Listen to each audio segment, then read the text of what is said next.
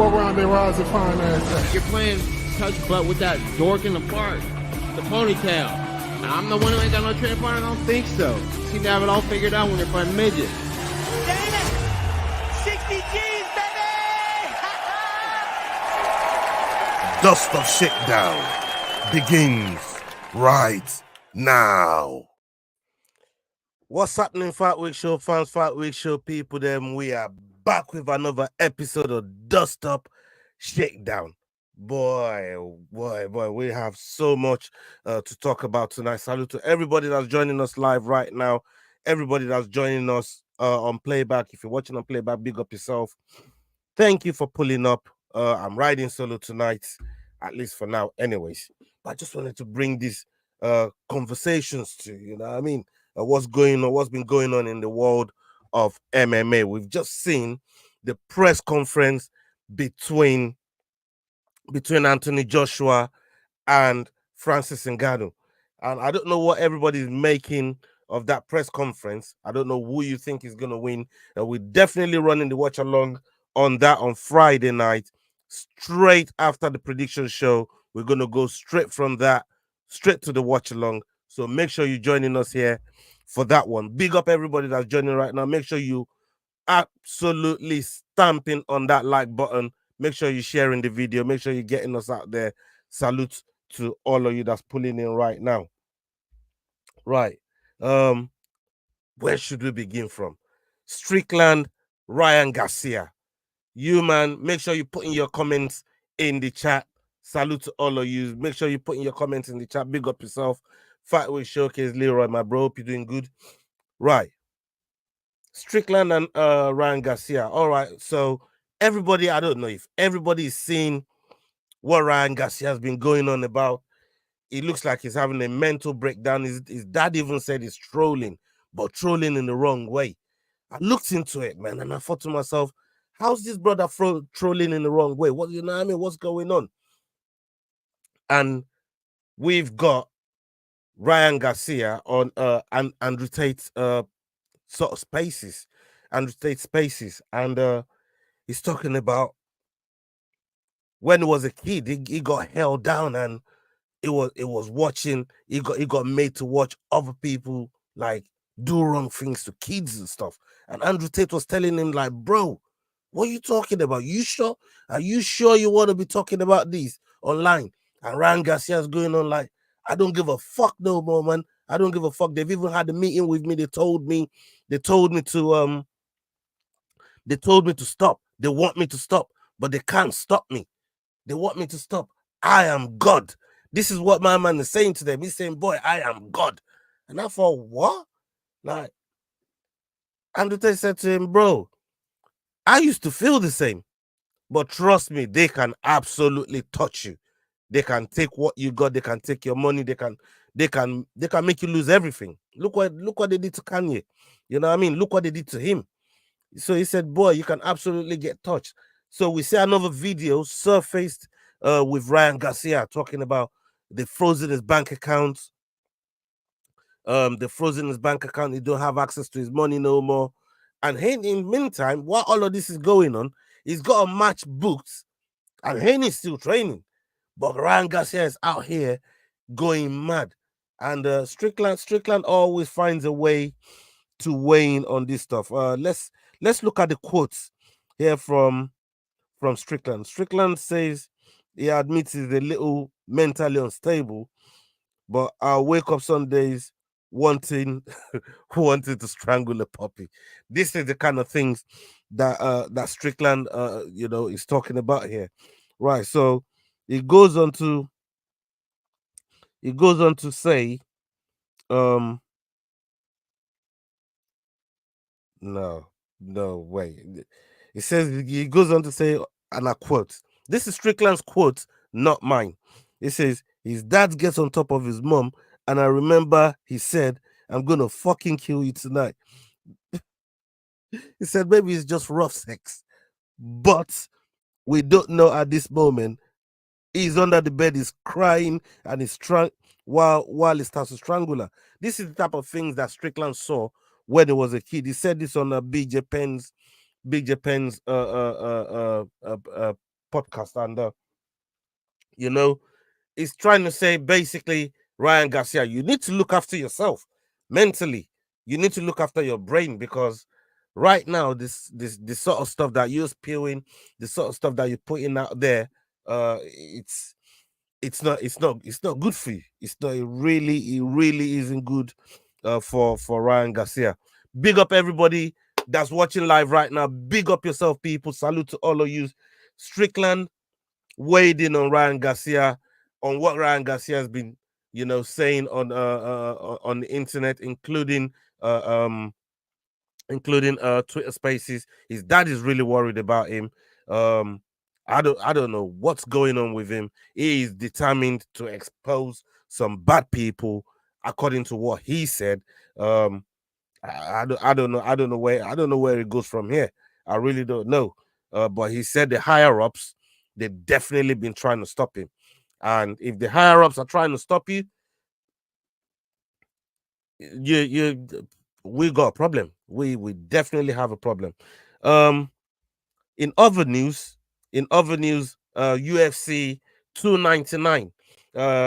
There's been word that Merab Valishvili is going to serve as backup for UFC 299, just in case something happens. But I do think Chito and Sean O'Malley, them to definitely gonna make that fight happen. It's something that Chito's been after for quite a while. I believe Chito, since beating O'Malley, I think O'Malley is probably his only professional loss, at least in the UFC, on his record. So, Chito will think he put that there, and he deserves that chance, at O'Malley. But again, when you look at the work that Merab is putting in that division, and that's why it kind of annoyed me a little while back. I was talking about it, that Merab, I think Merab should step in there with Aljamain. I think Merab, should take the, at least, even if he's not stepping in there with Aljamain, as soon as Aljamain lost, forget about the rematch. Forget about that rematch. That rematch is, you know what I mean?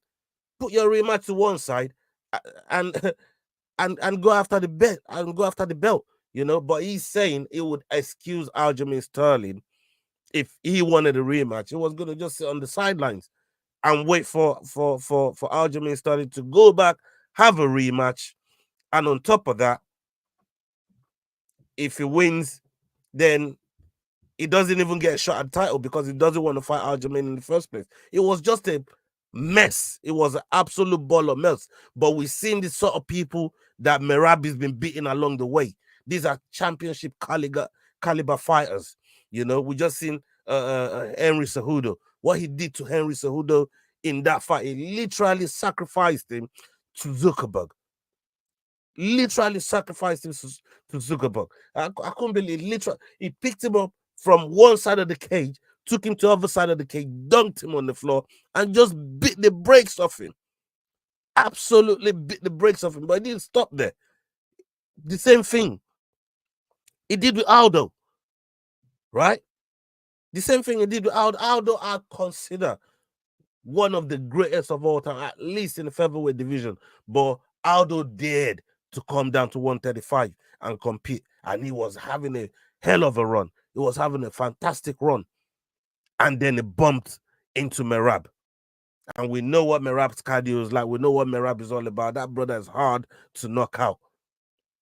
He is hard to put away, and he will wrestle you. He will wrestle you. I mean, he's one of the best wrestlers. To do what he did to Henry Cejudo, who is an Olympic gold medalist wrestler, it's crazy, absolutely crazy, right? But then, all right, you say, okay, Aldo, you have to come from 145 to 135, maybe. But what about Piotr Jan? What about Jan? He did the same thing to Jan. He absolutely, dominated Piotr Jan in that fight. So, for me, I just think Merab really just need to look at his own career now and say, hey, I'm gonna absolutely smash this. I'm gonna absolutely, you know what I mean, take my career and put it first, and just go for gold, because it's not spring chicken no more neither. You know what I mean? At the age that is at. Let me quickly look up his age. Let me quickly look up his age real quickly. I mean, I know Merab in how old is Merab?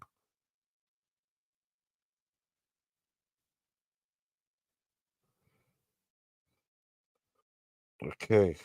Yeah, Merab's 33, right? So, at 33 and you're just about to become the champion, like, you, it's crazy. It's crazy. So at this point, I think he definitely needs to put his career, at the forefront of everything, and really go for it. I just think it's crazy. It's crazy. Let's talk about Bobby Knuckles. Bobby Knuckles recently won his last fight, his last outing, and he's come out and explains um how or why he lost to the champion Dricos Duplessis. And after that win, we know exactly what uh, uh, uh, Robert Whitaker is about. We know he's a fantastic fighter. We know he's capable of great things in that middleweight division. And one of my favorite display of him was him being in there, absolutely being in there with Yo Romero. And Yo Romero, them two going 10 rounds, two separate fights. Robert Whitaker broke, in one of the fights, he broke his hand or his forearm.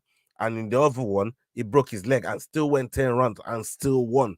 That's the type of fighter that Whitaker is. But coming to fight to fight somebody like Dricos Duplessis, he said, it was just about getting the belt back. This is what Whitaker said to MMA Junkie. He says, the goal never changes, not for personal reasons anyway. The idea that Dricos has the belt, I can get two birds with this one stone, right? So, he's just been in there with Paulo Costa and beat Paulo Costa. I thought he beat him very, very handily. In the last bout at UFC 298. So, you know, we've Paulo Costa now out of the way, because Paulo Costa was supposed to be fighting Hamzat, right? But that fight didn't happen for whatever reason. Um, I think when you then look at the landscape of 185 right now, I do think Whitaker having a loss against Dricos and beating at least a top fiver like Paulo Costa, I think it definitely keeps him in that conversation. But he's still the best fight to still make at this point at 185 is Easy versus Dricos. But Dricos is injured right now. So if Dricos is injured right now, I think they tried to get him on the UFC 300 card, and and rightfully so, he turned it down. Like, no, no, no, I'm not defending my title injured. Are you guys crazy? You know what I mean? Want me to defend my title injured? No, I'm gonna get fit before I get back in that octagon to defend my title. And Dricos is right.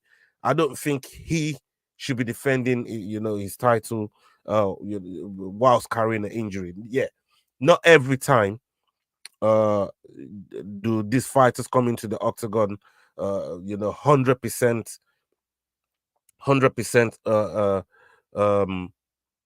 fit. They're always carrying a niggle here and there. We talk to all these fighters all the time. I talk to them all the time. It's wild. But there's still that element of, if you're carrying a big injury that you think is going to stop you from actually this is not just any fight anymore. We're now talking about title defenses when it comes to Dricus Du Plessis. He's the middleweight king right now, and there's a lot there's a lot at stake for him. So there's no reason not to be putting himself first, not to be putting the title first, and making sure that every single time he steps into the octagon to defend the title, he is as fit as possible. So but we'll see what's next for Robert Whittaker. I really hope um I really hope with this win that he got against Paulo Costa, that would at least set him second second in line for Dricus Du Plessis, and they can probably market it well. Maybe even do it in Australia. Who knows? But I would like to I would like to see them to get back to it again. Definitely would like to see them to get back to it again. So let's get onto this topic here. We've been seeing Venom Page, Michael Venom Page is a new one that's really been you know he's being put in the public right now. Oh, look who's here. Yes, my boy Yao is here. Yes, let's go. Hey, big up yourself, Yao. Hey, big ups, brother Ola. How are you doing today? Yeah, but I'm good. Big up yourself. Thank you for pulling up. I thought, you know what? You guys are 2 hours ahead, so I understand the struggle.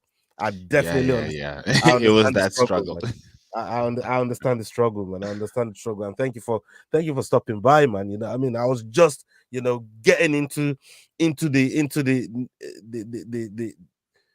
schematics of what's been going on in the combat world, well, at least this week, because we got a lot of events that's been going on this week, plenty of events, and today we see the press conference between Francis Ngannou and Anthony Joshua. We're going to talk about that in a little while. We've seen what's been going on with Ryan Garcia. I've given my take on what's been going on with Ryan Garcia. We saw Andrew Tate. Both of them were talking on Spaces, and Sean Strickland is also weighed in on that.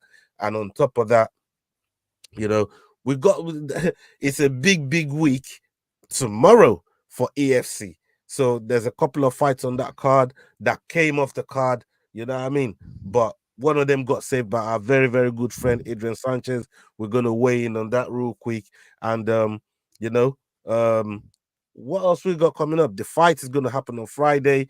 You got the versus competition going on over there in South Africa that you're gonna tell the people. You got all of that going on. And to clean it all up, we got UFC 299 watch along as well on the Fight Week show. It's a mad week for Combat Show. Yao from Kick 'em in the Head is here. How you doing, my brother? I'm good, thanks. How are you doing this evening, Ola? Thank you for the amazing introduction. And like you said, there's a lot going on in the fight world right now. It's an absolutely jam-packed, amazing weekend, specifically here in South Africa, with the kickoff of the primary MMA season at EFC 111 tomorrow, which I'm really looking forward to. We've got a champ versus champ fight happening. One fighter going to become the double champ, vying to become the double champ. I mean, you don't hear that often, double. So really looking forward to that. Really looking forward to our amateur promotion versus, as you said, and obviously on Saturday, UFC 299. Let's go, O'Malley versus Vera. Bro, it's gonna be hectic. It's gonna be crazy. But before because like I said, I've weighed in on quite a couple of the topics that we mentioned earlier on, but I wanted to get your take on what's been going on with Ryan Garcia, because Ryan Garcia is supposed to be at least in camp doing some work. He's got an opponent's doing work, but he's out here going nuts on the internet. He was talking to Andrew Tate about when he was 2 years old, he got held down and by some bad people, making him watch bad things happen to children. Bro, like some of the things that he was talking about is just mad. His dad also came out saying he's trolling, but he's trolling in the wrong way. But how can you be trolling in the wrong way? trolling is already bad as it is. To then troll in the wrong way is absolutely insane. Bro, talk to me. What do you think is going on here?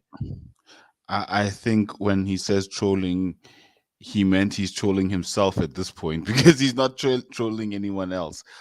I really don't know what's going on with Ryan Garcia. It appears to be some sort of meltdown. And I use the word appears very specifically because sometimes, as you said, in the fight world, you're not really sure, is this part of the gimmick? Is this part of the show? Is this guy really going crazy? And I think it all kicked off about 2 weeks ago where he appeared at some event and he attacked Haney. And if I'm looking at how it's devolved over the past 2 weeks or so, I could see why you could say he's trolling something or trying to stay relevant, but it's becoming what we would call worrying. But yeah, let's see what happens with Ryan Garcia because we really don't know what's going on. It's been just crazy, crazy messages, one after the other, on all kinds of platforms from Ryan Garcia. Yeah. But yeah, what do you think is going on with him at this point with Right. everything he's been saying? I'm telling you, man. He said, "Look, I am God. I'm untouchable." And Andrew Tate said to him, "Hey, dog, I used to feel like that.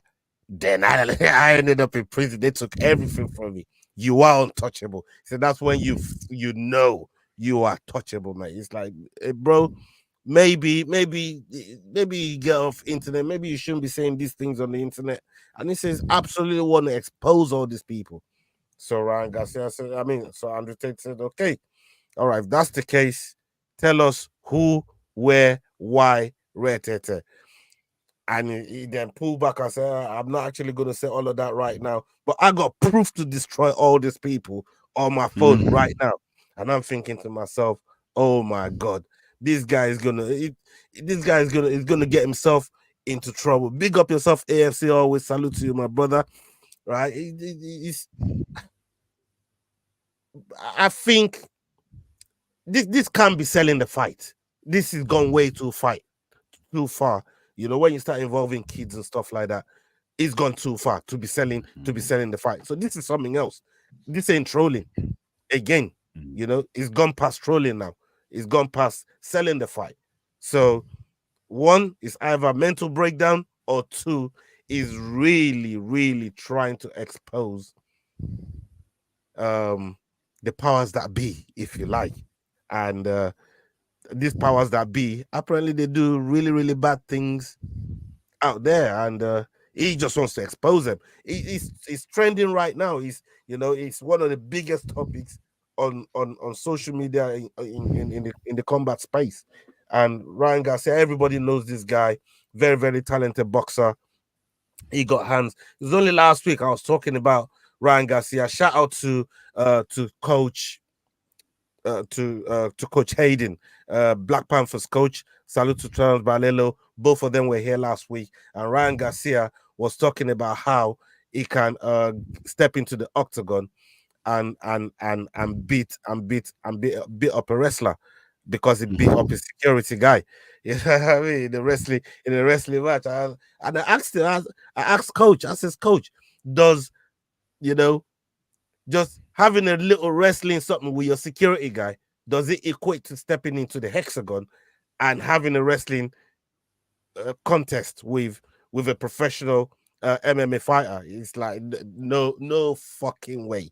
No fucking way that happens, So I don't know what's going on with Ryan Garcia. He's been doing a lot on in the socials, and bro, I'm worried about him. I really am. I'm worried. I hope he has good people around him that can try and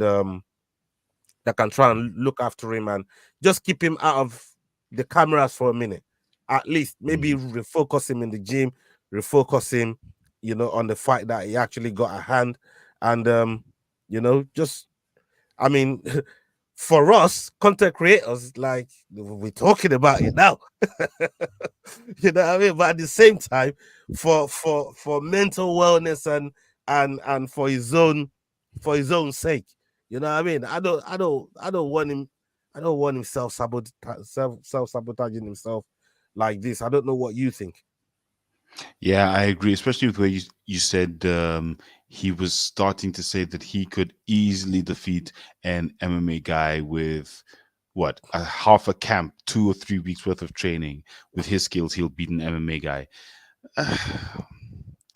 Look, maybe he got hit too hard in the ribs when Tank took him down and his brain is lacking oxygen. But right now, we don't know what's going on with Ryan Garcia. It's a strange, strange situation. And hopefully he comes out of it soon and is better for it. And hopefully he gets to the fight and we have a fight, because that's a fight that I think the boxing world does really want to see.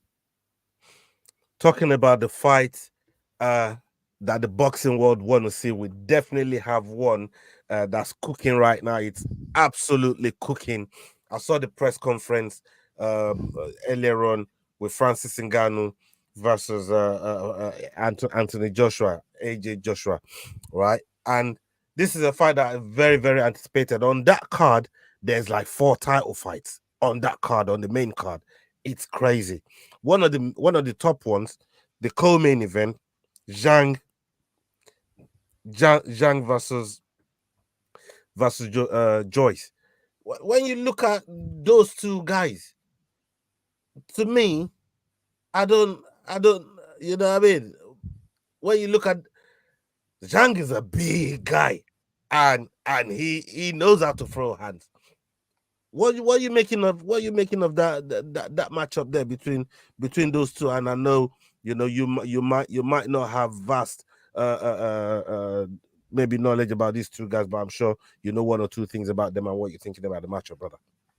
I think one thing you said that's very interesting about this is the fact that there are 4 title fights on this card. That means that DAZN right now is putting on some great fights. They're really, really pushing to put on great fights. And that heavyweight fight is one of the fights that you look at and you say, look, I see Joshua versus Ngannou, but if we look at this fight, it becomes a very, very interesting prospect for people who love boxing, because both of these guys are skilled and both of these guys throw hands. So I think it's going to be a slugfest and someone's going to get put to sleep. So definitely, it's a good fight. Like I said, I'm not very familiar with them, but I look at their records and I've seen a little bit of tape on them, and yeah, it looks like it's going to be a very, very exciting fight. Yeah, man. Yeah, I said Joe Joseph earlier is Joseph Parker. My apologies, people. It's Parker. So on that card, we have Anthony Joshua versus Francis Ngannou. The co-main event is Zheli Zhang versus Joseph Parker. That's the co-main. Then Ray Vargas versus Nick Ball. That's another title fight. Then we got Islam Madrimov versus Magomed Kurbanov, which is another title fight. So many title fights on that card. And Gavin Gwayne versus Mark Chamberlain is another title fight. So there's 1, 2, 3, 4 title fights on that card.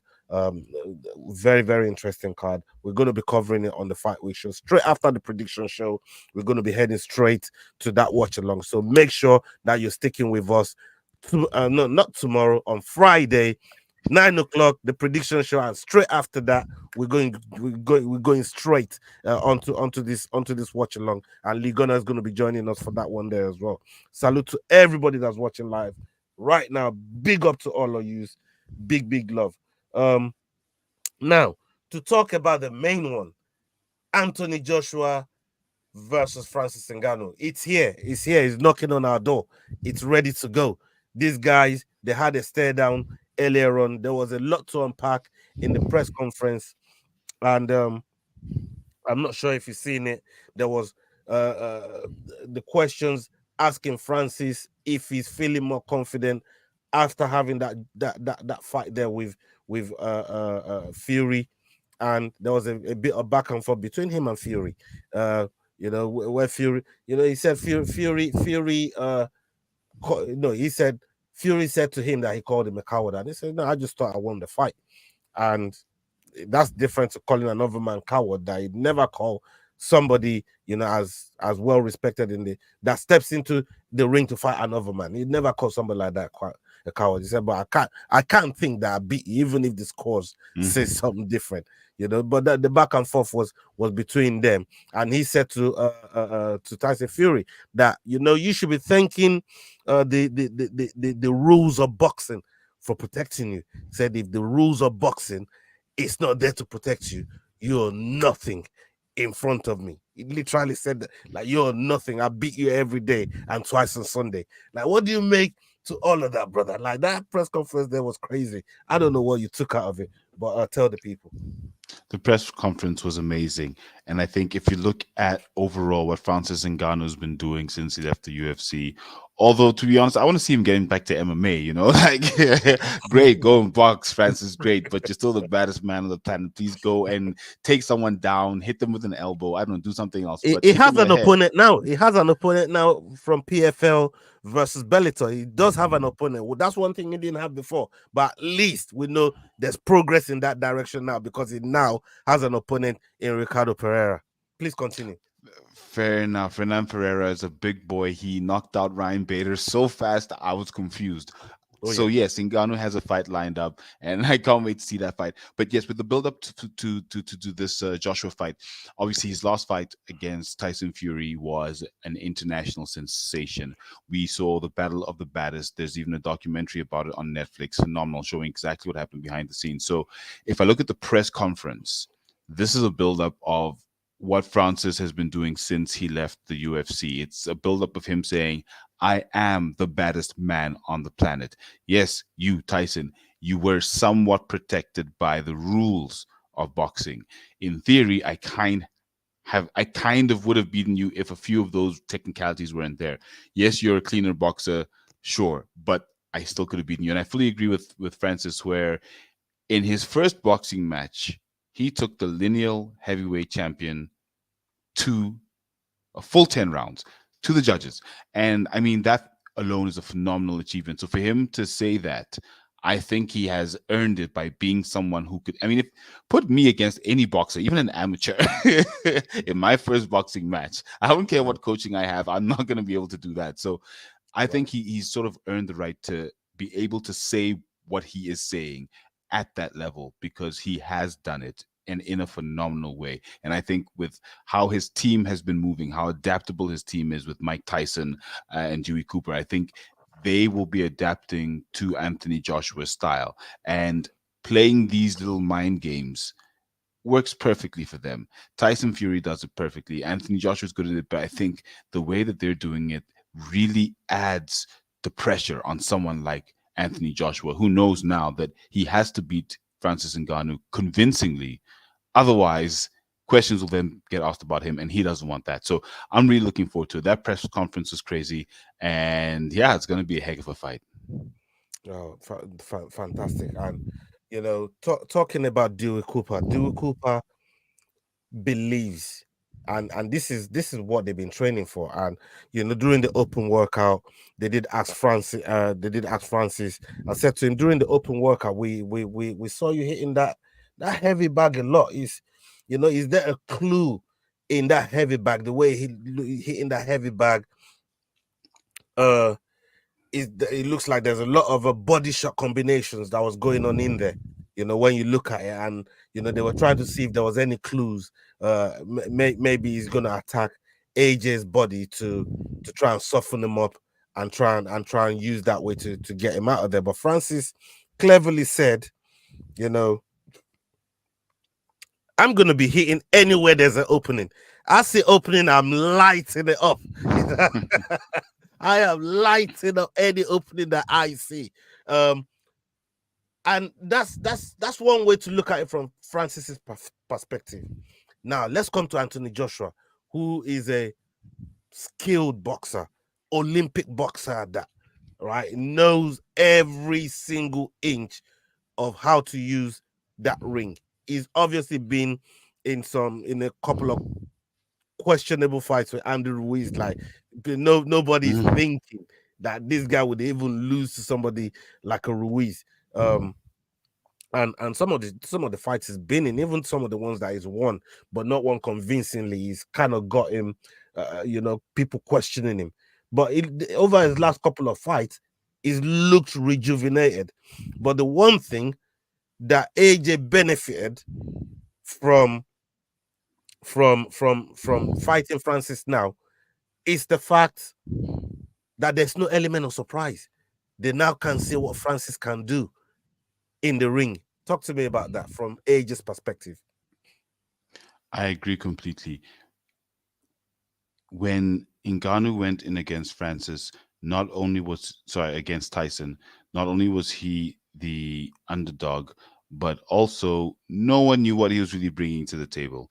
We only knew he was bringing amazing power, and that had to be managed if you're his opponent. So now that we've seen exactly what Puncher's Ngannou has chance to everyone offer, was giving him. Puncher's chance. exactly. Everyone said maximum 4 rounds, but I see it in the first, second, or third. That's pretty much what everyone was saying. Spot on. So if we look at the fact that AJ now has gotten insight to the technique, it means that he has a better chance of actually dominating and beating Ngannou, unlike Tyson did. However, that's why earlier I said, right now Francis is working with a group, with a coaching team that's very adaptable. So they would then at this point adapt Francis's style to suit fighting Joshua. So maybe Joshua, knowing what Ngannou's bringing to the table, might be his downfall, simply because now he's got only one look. He knows one avenue that Ngannou could take, and Ngannou would have taken a certain avenue against Tyson, against Fury. So I think that it's both a benefit and a downfall in knowing what Ngannou is most likely bringing to the table. But I think if you watch too closely, you might get deceived if you're Anthony Joshua. So I wouldn't watch Ngannou too closely. I would go in there and do what I do best as one of the best heavyweights of my generation if I'm Anthony Joshua. 100%. I mean, with Fury in the mix, right? With Fury in the mix, I still think this fight means something, at least for Joshua, right? This fight means something for Joshua, because this is a fight that after Usyk could get him lined up for Fury, because he's tried to get this fight together. But again, you go and lose to somebody that Fury already beat. At least the records say Fury's already beat this guy. Where does that then leave Anthony Joshua? Where does Anthony Joshua goes from there? Because this is a big risk, especially if once he finishes him the way we're thinking it could happen. Where does that leave Anthony Joshua in your eyes? It's a trick question, because I want Francis Ngannou to win, but I think, like you said, the Olympic boxer will shine. Yes, he's lost against the Andrew Ruizes of this world. As good as Usyk is, I see Usyk probably beating Joshua, but I'm not writing Francis off. I just think maybe the body shots will work, but Joshua might just edge it once again. The rules of boxing are the rules of boxing, and they do tend to favor the traditional boxer. So if Francis can somehow overcome the rules, I think he can do it, because I think that might be what holds him back. So with regards to Joshua, I think this calculated risk does one of two things. It either shows he is one of the best because he fraud checks Ngannou, if you will, as a boxer, or it's time to say goodbye to possibly being one of the greatest of his generation, like you said, because unfortunately, if he loses this one, that risk wasn't a calculated one. It ended up becoming a huge gamble, and he might have gambled away his career, honestly, in terms of potentially getting another undisputed title shot. So yeah, let's see what happens for Joshua. But it's like you said, it's a huge risk for him. Huge. That's all I can say. It's a huge risk for him. It's a big risk. Big up Luca AFC. Salute to you. Big up everybody that's watching us on Twitter. All of you that's watching us on YouTube. You're watching us on playback. Facebook. Thank you to all of you, man. Salute to all of you, man. I see all of you online. Big up yourself. Make sure you're sharing our video, and yeah, get our numbers up. Get our numbers up, people. Big up to everybody right now. First, all right. We just finished talking about Francis and AJ, right? I want to shift gears. I want to shift gears into let me see. EFC, right? EFC 111. We've got we've we've got a lot going on that card there. And before I go to the title fights on there, I want to really talk about our boy Adrian Sanchez and Tapiwa Katikati. That fight there just got put together. Tonda was the one that was meant to be fighting was the one that was meant to be fighting Tapiwa, but he pulled out. And Adrian Sanchez, the son of Thunder, stepped in. Big up to Adrian Sanchez, good friend of the show. How are you really? How are you looking at this fight? Because it's taking it on short notice to at least somewhat save the card. Because there was another fight that dropped off as well. But we'll get to that in a moment. But for this one, these are fighters that are, we're acquainted with both of them. I know both camps. I know both people. I know their trainers, their coaches, all that stuff. So, how are you looking at this fight from your perspective without throwing anybody on the bus? Don't want to really put you in this sticky situation. Kick him in the head. That's Kick all I him can in the say head. about this. That's all I can say about this fight. These boys love going for the head. They love headshots. I saw Tapiwa today. I was at the weigh-ins for EFC 111. I'm absolutely looking forward to it. Shout out to the guys at EFC. Shout out to all the fighters on the card. And I must say this, big thank you to all the fighters at EFC. So today I was there and I didn't realize that I had lost my mojo and my MMA essence with the EFC having been away since last December. And being there at the PI today just really got my MMA spirit back. So thank you. Shout out to all the fighters for, giving joy to people who watch them do what they do. And as we always say, thank you to the fighters for putting their bodies on the line for our entertainment. It really does bring joy to a lot of people. So shout out to them. But this fight, these guys are going to go toe to toe, bang for bang. They are going to go mad on the floor. There's going to be takedowns, takedown defenses, head kicks, punches, jabs. I don't even know. This fight is just going to be crazy. I'm really looking forward to this fight because both of these guys, not only are they skilled, but they're also both very, very hungry. They are looking to hopefully get a title shot in the near future. And yeah, I'm just really looking forward to seeing how they both perform. But skilled violence, that's what I'm looking forward to. Katikati's got a tank on him and he's got insane power. Sanchez out of Cape Town, as we know, he is skilled. We speak with Rayo all the time, and I'm looking forward to seeing how he does against Katikati with the power. But this is going to be potential for fight of the night. Definitely fight of the night. Yeah, 100%. I am very, very, very interested in in seeing that fight. From when I knew that Adrian took the fight there, I thought to myself, okay, this is where we really need to look at these two guys. And yeah, please, you want to And say the something? one other thing is we love short notice fighters because for me, my thing is always if you take a fight on short notice, you're gonna end up like Volkanovski. You're gonna get struck by the curse. You're gonna get kicked in the head and lose all your mojo like he did against Makhachev if you're taking short notice fights. But we've got Terrence the Black Panther Balelo, as you said, who defeated that entire short notice curse by taking a fight on 10 hours and claiming the interim bantamweight championship. So Adrian Sanchez, I think he might do something similar. Being a big balls man to take on a short notice fight for me is always that's when you know someone's a true fighter. You were saying, Ola. Yeah.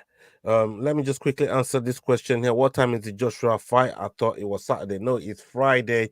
They moved it because of Formula One. That's going to be happening on Saturday. And the Saudis, they're big Formula One fans, and yeah, those guys are so rich.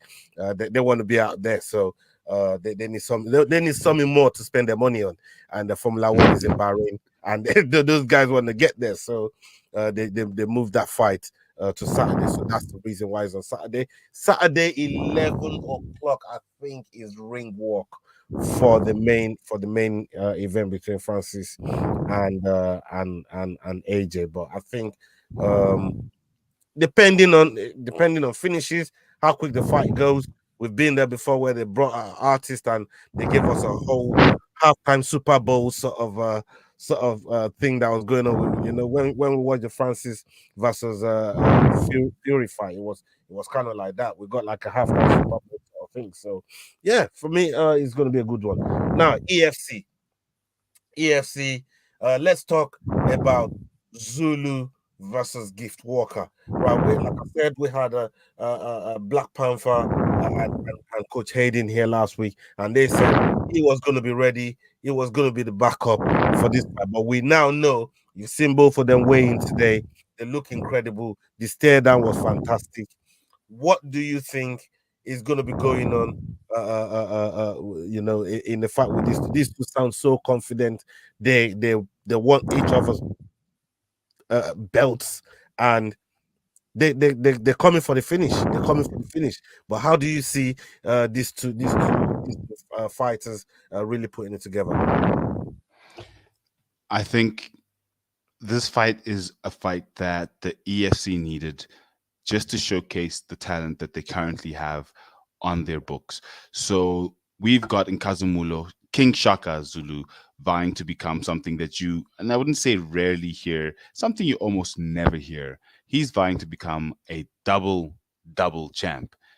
This would be the second time in his career that he'd be a double champ. So for what he's looking for legendary African MMA fighter status. So for him, the stakes are high, very, very high. He gets the double championship. He is most likely going to a contender series or UFC. Definitely he's going international. So for him, this fight is for all the marbles. Absolutely love it.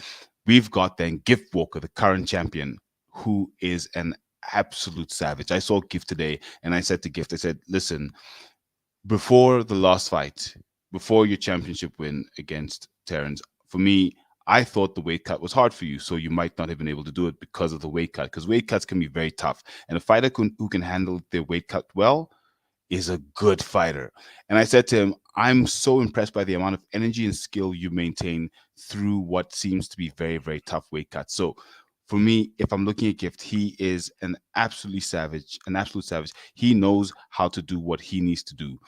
So for this fight, honestly, I'm struggling. I'm probably going to flip a coin before I make my picks, and then I'm going to go with that fighter because right now these guys are both looking very, very skilled. We've got Kazumulo, who's now at Team CIT. Yes, Team CIT, the one and only CIT that is currently the home of Dricus, still Knox Duplessis, the middleweight champion of the UFC. So the amount of pedigree, the amount of history, the amount of skill in this fight is a real showcase for the EFC. So wow. Yes, let's go champ versus champ. EFC 111. It's gonna be mental. It's gonna be absolutely mental. The other fight that I was really looking forward to was the Bradley Swanepoel fight. Yes, and that fight has not fallen off. He wants to revisit it in May. You're a bit more closer to these guys. What can you tell us about that? About those two guys and what they brought to what we're missing by this fight not happening. The Nightmare was supposed to be on this card, and it's such a pity the Nightmare Bradley Swanepoel is not going to be on this card because he's a rising star in the UFC. He's gotten quite a few wins on his belt recently after a loss that kind of put a dent in his rise to the top. But with these fights, sometimes you know how it happens. Fights fall off. We had Kelvin Smith as well, who was supposed to be fighting. Shout out Kelvin on this card, who had his fight fall off. We had Ntando the Zulu Warrior Zondi as well, one of our favorite fighters on the show, who was actually supposed to fight Charles Lamte out of Ghana. Big up, shout out Charles. But unfortunately, he also didn't end up fighting on this card. So I think this card, one of the cards where at the beginning of the year, you know, a little bit of flux. There've been quite a few changes from what they've announced at the beginning of the announcement season. Yeah. Sorry, right there. Let me just address the rats that's just infested the chat. Big up to the rats. Salute to all of you, man. I see the league gonna raid rolling in right now. Big love. Hey people, as you're rolling in, please hit that like button, hit that share button. Get us out of there. I see you, Static, Graham, Caldwell, Off Red, Immortal Technique. Yeah, man. I see all of you, man. JV23. Big love, man. Salute to all of you, man. Make sure you're hitting that like button for me. Make sure you're subscribing if you're new. And we already been talking about Anthony Joshua versus Francis Ngannou. Put in the chat who you think is gonna win. Let us know who you think is gonna win, how you think they're gonna win. Let us know who you think is gonna win. And make sure you're joining us on Friday as well for the watch along for that fight. Make sure you're joining us on Friday. Me and Lee, and we're gonna be on the show together doing the watch along for this fight. Big love to all of you. That you were saying, please. Absolutely. Thank you so much for the rats. I love it when you say the rats. It kills me every time. So yeah, shout out to all the guys on the card who actually are able to fight. But with all the cancellations, you know, it's tricky to really say, you know, why it's fallen off. Because I know when we spoke to Brad earlier this year in Jan, he wasn't supposed to be on this card. I think he was supposed to be on the next card in April. So maybe that fight just didn't happen for whatever reasons, contractual. Unfortunately, I don't know the details. We will speak to Bradley soon. But it's one of those fights that, you know, we wanted to see Brad get off to a good start this year. You know, the nightmare is back. But I guess he'll be back a bit later on, probably in April. But yeah, it's still an amazing card that the matchmakers at the EFC have managed to put together. Ashley Calvert-Lewin, Graham Cartmel, phenomenal. They're looking to definitely take the EFC this year outside of what is the equivalent of the Las Vegas PI, where, you know, it's kind of small and not really much happens. So this year they're going out, they're going to go to different venues, we're going to travel. So this year's about to be absolutely phenomenal. All right. And your people, as you're in the chat, please put your questions up. You know, if you wanna ask Yao from Kick Him in the Head, you want to ask him some questions, make sure you're putting it in the chat about some of the topics that we're talking about, especially when it comes to the to the Francis versus AJ fight. And make sure you're subscribing to the Head Kick podcast. Make sure you're following his page. It's going to be in the description. People, show some love. Right. Let's talk about UFC 299, the main event. I mean, Sean O'Malley versus Chito Vera. These two, actually, before we get to that, because that's the last topic that I really want to touch on. There is something that I wanted to ask you about the versus competition. What can you tell us about that? Versus 8 is happening this coming Saturday. Now, Versus 8 is a local South African promotion, still an amateur promotion for now, but they're looking to be the second and the biggest, well, I guess the second and the second biggest professional promotion, MMA promotion in South Africa. So they're having their 8th event this coming Saturday, and it's absolutely chock-a-block with fantastic amateur fights. Now, these guys that are in Versus as an amateur promotion, these are the guys that then get taken from there into promotions like the EFC and onto the international stage. So it's phenomenal to see these amateur guys. It's amazing to see these amateur guys plying their trade and working their craft. So that's what's happening this coming Saturday, Versus 8. For anyone who's listening, who's around the Johannesburg, Pretoria area in South Africa, definitely come through Heartfelt Arena in Pretoria, Versus 8. Okay. What about the UFC card, like our UFC 299 card, like I was saying earlier on, Chito versus Sean O'Malley? These two, they've tangled before. Probably the only loss. I would say that's the only UFC loss on Sean O'Malley's record that got put there by Chito Vera. Now we've seen these two about to go and throw down for the title. Gonna be Sean O'Malley's like real first defense, and they've put Merab as the backup. What do you think to all that scenario?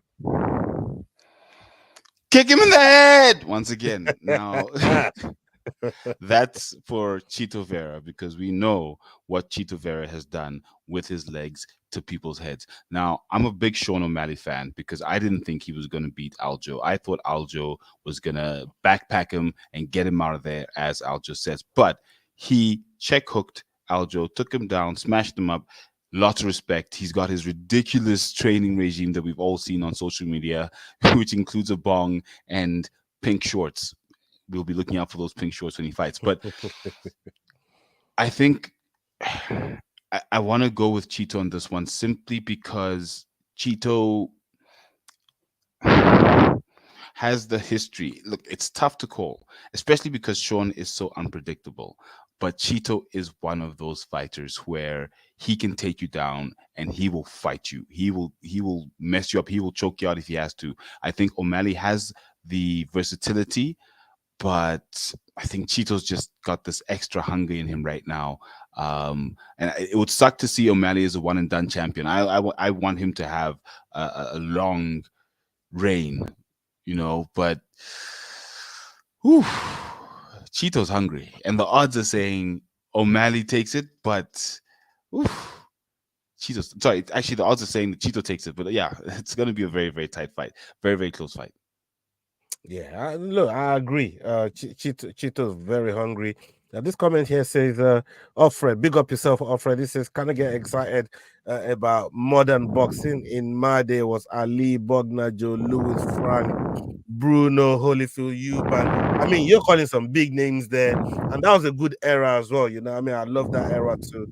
But this today, it's like saying, I can't get with modern football. Like back in the day, there was no VAR.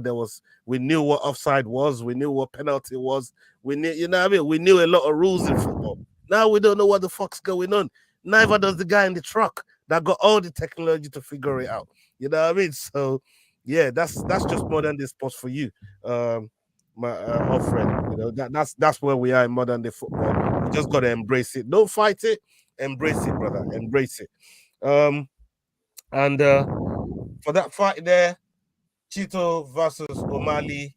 So were you leaning? What did you end up leaning towards? Did you say Chito? You picking Chito to win? I know you're saying you hate for O'Malley to be one and done. That's because you're thinking there's a very good chance that could happen. I'm going Chito. I'm leaning Chito. Those two head kicks. Kick him in the head.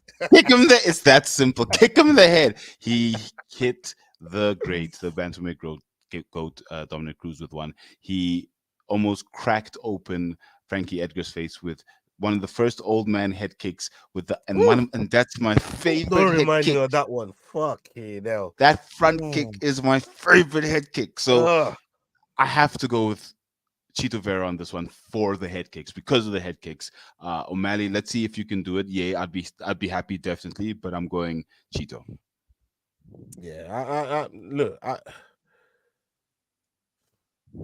it's hard not to go Chito because I think he's got way more tools in the box to beat O'Malley. O'Malley has this one way to beat Chito, but the thing is, these motherfuckers always want to get drawn in and play O'Malley's game. They do all the time. Aljamain Sterling had every tool in the box to beat O'Malley, but he wanted to stand and bang with him. Like, why? Why even take the risk? So, and I know somebody like Merab ain't even going to go in there and do all that bullshit if he gets in there. He's just grabbing him and just mauling him, I hope that's what Chito does, because it definitely has he has that tool in the box. He definitely can do it. It's hard not to look. I'm gonna stick with Sean O'Malley. I think he wants a revenge for that loss that he thinks didn't happen, and is the only fighter, one of the only fighters that I've seen say that lost the fight and say, no, I'm not counting that loss. Fuck that loss. You know what I mean? So we'll see. I think for me,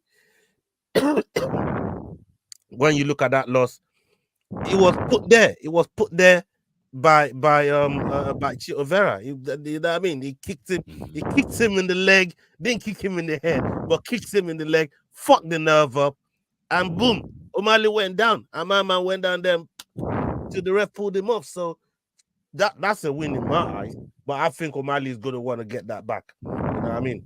I think O'Malley is definitely going to want to get that back. Yeah, that's what I'm saying as well. JAFC.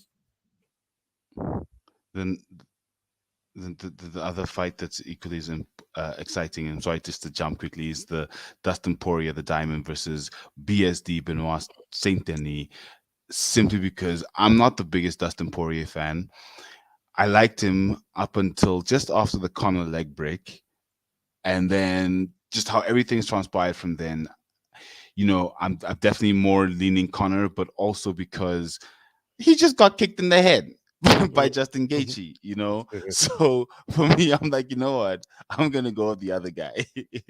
So I'm really looking forward to seeing BSD, whether he's gonna get forechecked by Dustin Poirier, who might now be the new top 5 or top 3, whatever it is, gatekeeper. We don't know what's gonna happen, but that fight, I mean, what am I saying? This whole card is insane.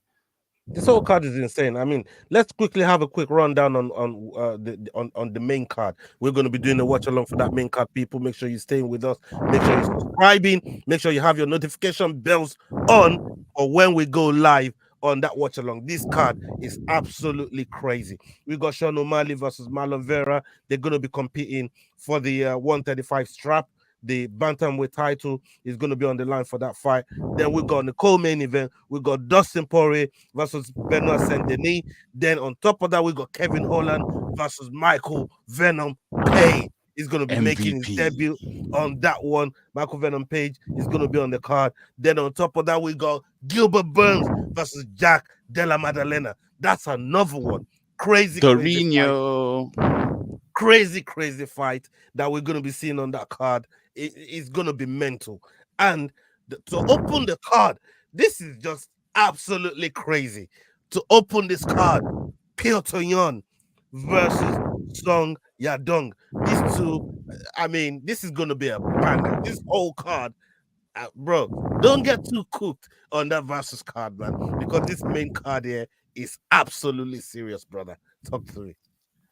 It's mad. Like, you didn't even get to the prelims. There's a whole bunch of fights I want to see on the prelims. You didn't even get to the early prelims. There's a whole bunch of fights I want to see. Macy Barber, bro, Michel Pereira on the prelims. Pedro Munoz, Kyla Phillips, bro, it's crazy. This whole card is absolutely mental. This whole card is mental. You know, we're talking Michel Pereira versus Oleksiy Chuk. We're talking Ian Kitleba, Phillips Lins, CJ Vergara versus Amabayev, and we got Joanna Wood and Marina Morozov. There's a lot of fights on this card. This card here is just mad. Curtis Blades is fighting Jelton Almeida. That in itself could headline. It could headline a fucking card. That in itself, that one bout could headline a card. Curtis Blades versus Jelton Almeida. It's gonna be mad. I'm so looking forward to this card. Fantastic card, man. It's crazy. Look. Big up JAFC here. He's saying that card is better than UFC 300 card. Bro, I'm inclined to agree with him. I'm inclined to agree with him.